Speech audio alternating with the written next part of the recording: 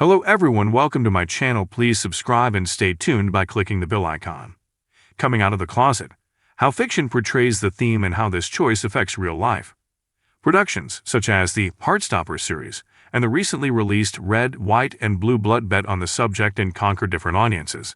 Psychologist reflects on the affirmation process. It should be easy, but it almost never is. Understanding one's own desires, expressing them to the world, starting a relationship and feeling comfortable in this situation is still quite challenging for the LGBTQIAPN+ community. Fortunately, especially in recent years, fiction has appropriated the theme and discussed the complex coming out of the closet. The second season of the series Heartstopper and the film Red, White, and Blue Blood are fresh examples of productions that embrace the possibility of being who you are and loving the way you are. The first, from Netflix, was released on August 3. The latter just entered the Prime Video catalog. Well evaluated, they are conquering the public. Heartstopper takes a deeper look at all the characters, especially Nick Nelson, Kit Connor, the boy, now Charlie's, Joe Locke, boyfriend, tries in every way to come out to his friends and family, starring in scenes in which doubt and anguish go hand in hand, albeit with doses of welcome. Red, White, and Blue Blood, in turn, makes good use of romantic comedy cliches to tell the love story between a British prince and the son of the President of the United States. In the plot, the also young couple needs to deal with the weight of politics and tradition, in addition to the desire not to hide the attraction they feel for each other from the world. We see this issue being addressed especially in youth because this period is one of growth, discovery, and self-affirmation in all of our lives, analyzes Francisco Ilo, clinical psychologist and sex therapist. But by no means is there a right time to come out of the closet. It can happen in youth, when you are an adult, or even in maturity. Despite this, according to him, it can happen that the sexual identity is recognized by the person at a young age, but remains denied or suppressed for years, even never being affirmed. Here is an important caveat.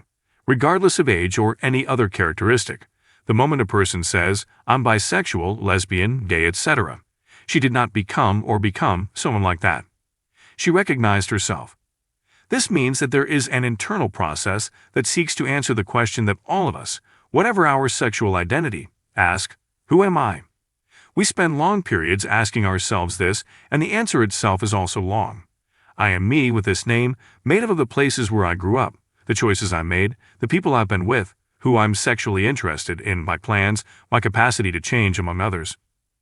Given the deep context of human subjectivity, it is easy to conclude that there is no step-by-step way to come out of the closet, although there are some points that deserve attention. This is as individual a process as the story of each one, but the reaction of the people around is usually the main concern. How are you going to face this? Will friends move away? Will the family punish? Do I have financial independence and food security to deal with possible eviction from home? Do I know any support and housing NGOs in case you need it? Will school or work handle it well? Will I lose my job? Will I be treated differently in environments? These are questions, according to Francisco Ilo, that may cross the mind of someone in this situation. Some, when asking themselves these questions, realize that they are likely to suffer a lot of loss and violence, so they prefer to wait for a period or be in a safer place to assert themselves. Others prefer to do it soon, even with all the challenges. I don't think one choice is better than the other. It is necessary to be pragmatic and analyze each case according to the values, desires, and life of each one. A well-accepted conception, looking at it in a flexible way, for the process of affirming sexual identity, is that developed by psychologist Vivienne Cass.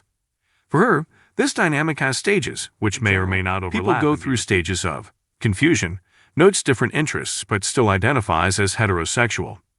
Comparison, considers the possibility of not being straight, but does not define himself with anything that affirms identity. Tolerance, begins to identify with, but has difficulty approaching cultural practices of identity. Acceptance, feels identified, experiences cultural practices of this identification in one's own life, and recognizes social problems of prejudice.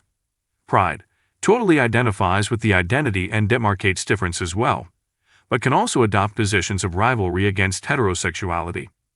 Summary, integrates sexual identity into all areas of life, gets along well with straight people without feeling necessarily threatened by them, despite still recognizing social prejudice and the need to fight against it.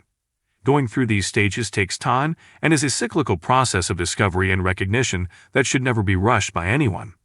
Taking someone out of the closet without them being ready, in the hope that they are free and happy, can be very damaging. You'll probably be leaving her exposed and unprepared to face a series of complex changes that can happen in her life from this point on, sustains Ilo. On the other hand, those who do not affirm their sexual identity are in a stage called sexual identity tolerance. They generally accept their own orientation, but repress their sexual behavior. Or he accepts the sexual behavior but represses the identity. Thus, you can relate to people of the opposite sex, but keep LGBTQIAPN+ relationships secret without recognizing yourself as bisexual, for example. Or even get to not relate, despite recognizing themselves as LGBTQIAPN+. The use of pornography as a way to vent these feelings can also happen. In general, there is extreme suffering in the face of giving up that part of life, and the person will try to make sense of it, explains Ilo. Why is it important for an LGBT person to come out of the closet? Or, in the end, is it really necessary for her to do this? Can she freely express her own desires without necessarily coming out to others, preserving the private sphere? In the psychologist's view, this difference between public and private is fanciful. Signs of affection, companionship, and public affection are seen all over the world between people who relate. Such behaviors are public expressions associated with the relationship of people who, theoretically, belong to the private sphere. There is no reason for LGBTQIAPN+ people not to show affection in public other than because of prejudice. If you define coming out as having a conversation with people about their sexual identity, I will be pragmatic and say that it is not really necessary, defends, on the one hand, the scholar. But if you feel that it's important to you, or that it would make the whole process easier, then it's a sign that you should do it. For some people, particularly those with foster families and / or financial and food security, coming out can happen when answering a question asked at Sunday lunch about a person you were seen with. Deep down, we all want to live our lives as freely and fully as possible. If coming out is one way to go, why not do it on your own terms? At the moment, Alo is halfway through the second season of Heartstopper and has already watched the movie Red, White, and Blue Blood.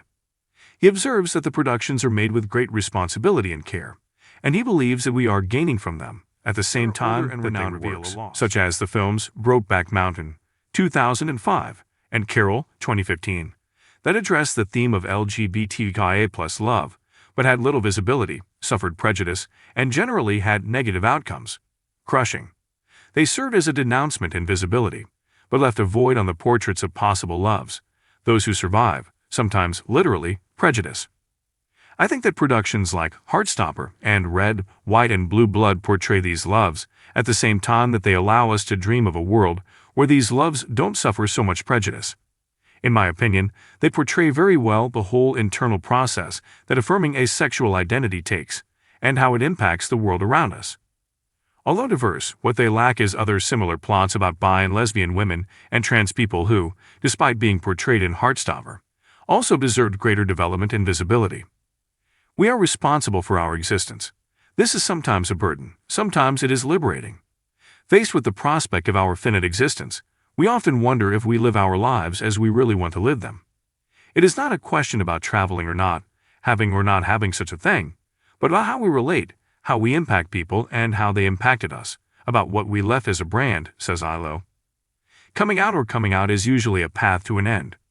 What you want when coming out is being able to build a life in which those around you know who you really are.